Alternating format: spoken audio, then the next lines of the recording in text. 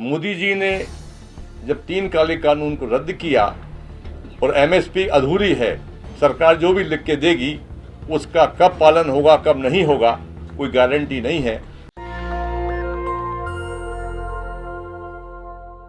साथियों को नमस्कार। देखिए, नीति और नियत और लक्ष्य, ये 3 प्रमुख सूत्र हैं।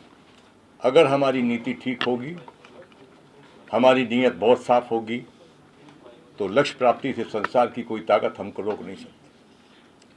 हम भारतवर्ष के सभी किसान संगठनों, आदरणीय किसान संगठनों, आदरणीय किसान नेताओं का बहुत सम्मान करते हैं, आगे भी करते रहेंगे।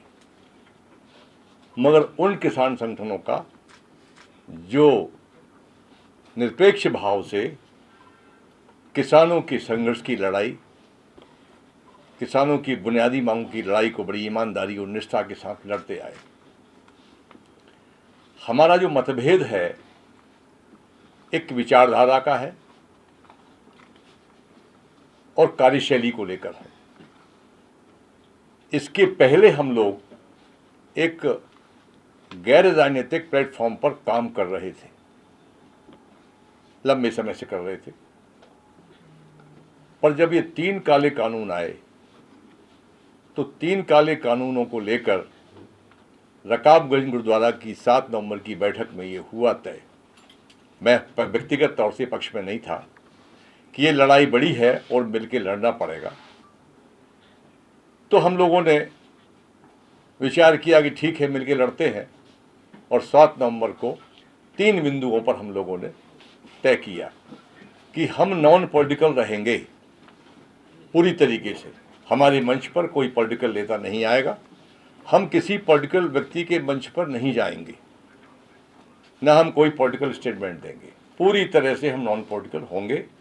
एक दूसरा, आंदोलन गांधीवादी होगा, अहिंसात्मक होगा, और इसका नाम संयुक्त किसान मोर्चा रखा गया। ये 7 नवंबर की बात है। परंतु कालांतर में जो राजनीतिक महत्वाकांक्षा के लोग थे वो हावी होने लगे और पॉलिटिकल लोगों को मंच पर बुलाने लगे और पॉलिटिकल पदाधिकारी एसकेएम के अंदर प्रवेश कर रहे। विचारधारा विशेष के लोगों ने एसकेएम पर एक प्रकार से कब्जा जैसा कर लिया, जिसके कारण जो भारतवर्ष के गैर राजनीतिक संगठन हैं वो घुटन और तकलीफ महसूस करने लगे थे। एक पक्षी उनकी कार्यशैली रही, अपनी सुविधा अनुसार कानून बनाते रहे। हम लोगों ने बहुत कोशिश की, हमें बहुत दुख हो रहा है इस बात का, मन में पीड़ा बहुत है। हमने बहुत कोशिश की, मगर हमारे जो संगठन हैं, हमारे जो साथी संगठन हैं, उनके आग्रह पर, उनके दबाव पर हम लोगों को ये निर्णय लेना पड़ा। वैसे तो मैं बताऊं आपको कि एसकेएम बनते ही खंडित होने का प्रयास इसका हो चुका था, क्योंकि इसमें पॉलिटिकल लोग कुछ आगे हो चुके थे। बीएम सिंह साहब ने एक वीडियो जारी किया कि दिल्ली मत आइए, कोरोना बहुत फैला हुआ है। उनके खिलाफ कार्रवाई करना पड़ी। उसके बाद मोदी जी ने जब 3 काले कानून को रद्द किया तो पंजाब के वो लोग, वो साथी जिनको राजनीतिक महत्वाकांक्षा का भूत चढ़ा हुआ था, वो बगैर एमएसपी की लड़ाई अधूरी छोड़कर और अपनी अपनी ट्रालियां लेकर पंजाब की ओर रवाना होने लगे। तब हमने अपनी लाज बचाने के लिए कि संदेश ये ना जाए कि एसकेएम खंडित हो गया है, एसकेएम विभाजित हो गया है, हमको ये निर्णय लेना पड़ा कि ठीक है, आंदोलन स्थगित करते हैं। एसकेएम की वो लड़ाई, डल्लेवाल जी पंजाब के सभी साथियों का हाथ पैर जोड़ते रहे, प्रार्थना करते रहे बड़ी विनम्रता के साथ कि देश की सबसे बड़ी मांग एमएसपी की है और एमएसपी अधूरी है, सरकार जो भी लिख के देगी उसका कब पालन होगा कब नहीं होगा कोई गारंटी नहीं है। अगर ये चुनाव लड़ने वाले लोग 7 दिन या 10 दिन रुक जाते तो आज एमएसपी का मामला हल हो गया होता। उसके बाद लगातार सरकार से वार्ता करते रहे, गोपनीय तरीके से सरकार से संवाद बनाए रखे और सरकार को पत्र लिखा, जिसके बारे में हमारी डल्लेवाल जी आपको बता चुके हैं। ये सब स्थिति हुई और इसके बाद हमारे साथियों ने मीटिंग की। मीटिंग करने के बाद में ये फैसला हुआ कि हमको विचारधारा हमारी नॉन पॉलिटिकल है और नॉन पॉलिटिकल रहकर ही हम काम कर पाएंगे किसानों को। बाकी आगामी चर्चाएं हमारे साथी उड़ीसा से आए हैं, गुजरात से आए हैं, बिहार से हैं, दूर दूर से महाराष्ट्र से आए हैं, राजस्थान से आए हैं, वो भी थोड़ा थोड़ा विषय इस पर रखना चाहेंगे। मैं अभी वाणी को बुलाऊंगा। क्या अब ये मान लिया जाए कि किसान मोर्चा नहीं, देखिए मैं क्लियर कर देता हूँ। देखिए, जब भी कोई आदमी ऐसी गलती करेगा, गलती करने वाले को साइड पे निकालना वो फूट नहीं होती। यहाँ पे अगर फूट होती तो यहाँ इतने संगठन नहीं इकट्ठे होते। जब आज 60 एक संगठन एक जगह पर बैठकर वो बैठक करके सभी एक आवाज होकर वो अपनी बात कर रहे हैं, सो संयुक्त किसान मोर्चा में किसी तरह की कोई फूट वाली बात नहीं है। पॉलिटिकल लोग किसानों की लड़ाई नहीं लड़ सकते क्या? ए पॉलिटिकल लोग लड़ सकते हैं किसानों की लड़ाई? मैं आपका सवाल है कि क्या पॉलिटिकल लोग किसानों की लड़ाई नहीं लड़ सकते? आपके संयुक्त किसान मोर्चा के अकॉर्डिंग आपने कहा कि आप पॉलिटिकल होकर ना लड़े किसानों की लड़ाई, तो कोई इंडिविजुअल लेवल पे लड़ना चाहता है, उसमें परेशानी क्या है? मैं बता, इंडिविजुअल लेवल पे लड़े पर एसकेएम के बैनर पर नहीं लड़ेगा, क्योंकि पॉलिटिकल लोगों का अपना पार्टी का इंटरेस्ट होता है और हमारा जो नॉन पॉलिटिकल लोग होते हैं वो केवल और केवल किसान का इंटरेस्ट होता है। तो वो अपनी पार्टी को स्थापित करने के लिए किसानों की समस्याओं के गर्म तवे पर अपनी रोटियां सेकना चाहते हैं, वो हमें बर्दाश्त नहीं है। डल्लेवाल जी, लेकिन सवाल एक ये है कि असली संयुक्त किसान मोर्चा किसे माना जाए? एक 3 जुलाई को बैठक हुई थी, आज आप लोगों ने बैठक की है, आप भी संयुक्त किसान मोर्चा, वो भी संयुक्त किसान मोर्चा, लेकिन ये क्लेम वेरीफाई कैसे होगा? वो भी क्लेम कर रहे हैं, आप भी क्लेम कर रहे हैं। देखिए, और आप कहते हैं 250 से ज्यादा संख्या है, बहुतायत संख्या उधर भी है, आप लोग भी 60 से ज्यादा संख्या में यहाँ पर इसे एसकेएम माना जाए। आप इस बात को ध्यान से सुन लीजिए कि संयुक्त किसान मोर्चा, आपने सभी पत्रकार भाइयों को इस बात का पता है कि संयुक्त किसान मोर्चा के किसी भी प्लेटफार्म पे, किसी भी मंच पे किसी पॉलिटिकल आदमी को बोलने की अनुमति नहीं दी गई, किसी को नहीं आने दिया। क्यों? क्योंकि एसकेएम नॉन पॉलिटिकल रखा गया था शुरू में।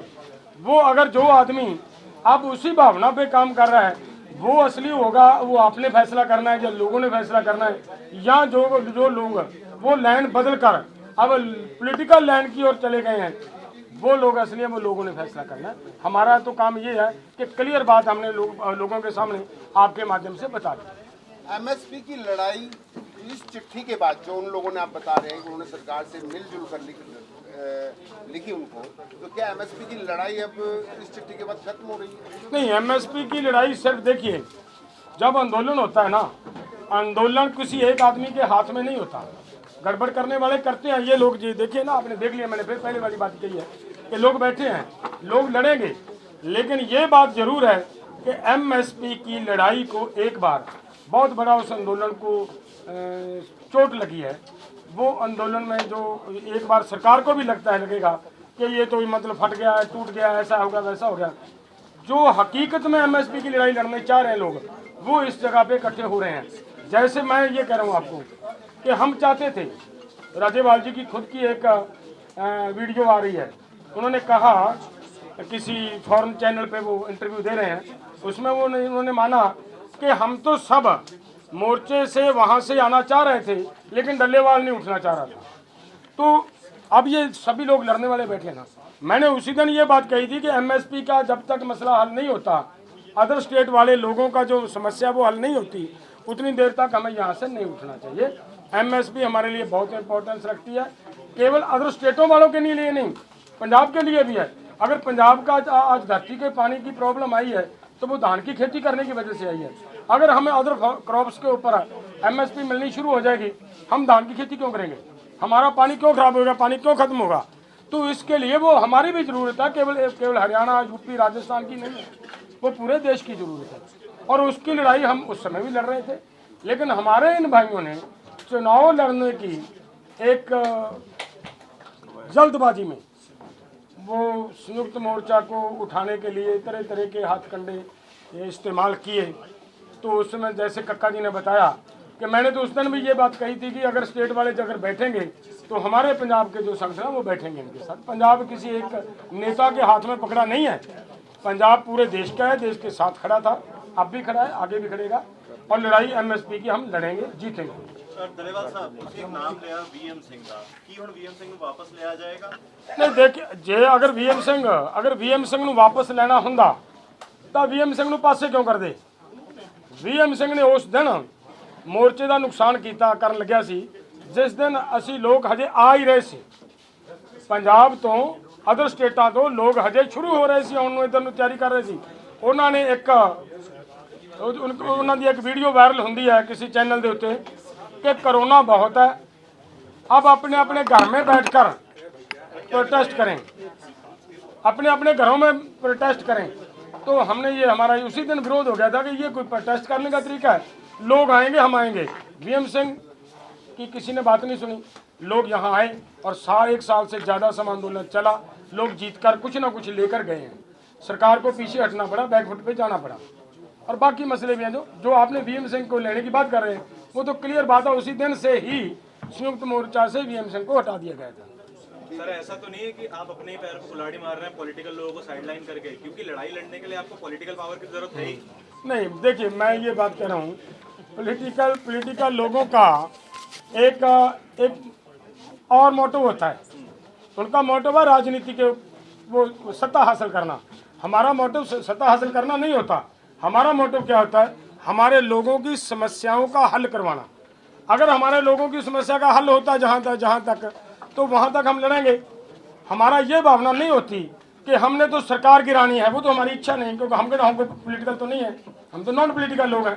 जब सरकार हमारी मांग मानेगी तब हम जाएंगे, जितनी देर तक हमारी मांग नहीं मानेगी तब तक हम नहीं उठेंगे। इसलिए हमारा प्रोग्राम पूरी तरह पॉलिटिकल होने से ना होने से आंदोलन जीता जाएगा, तभी जीता जाएगा अगर एसकेएम नॉन पॉलिटिकल रहेगा। पॉलिटिकल होने से आंदोलन नहीं जीता जाएगा। मैं एक बात आपको बड़ी आसानी से बता दूं, इसका फार्मूला,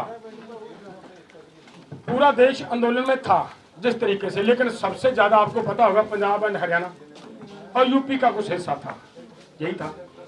पंजाब, हरियाणा और यूपी का जितना हिस्सा लड़ा, अगर इतने इलाके से हम एमपी जिताकर भेजते हैं तो हमारे एमपी ज़्यादा से ज़्यादा 60, 70, 80 एमपी वहाँ जाते।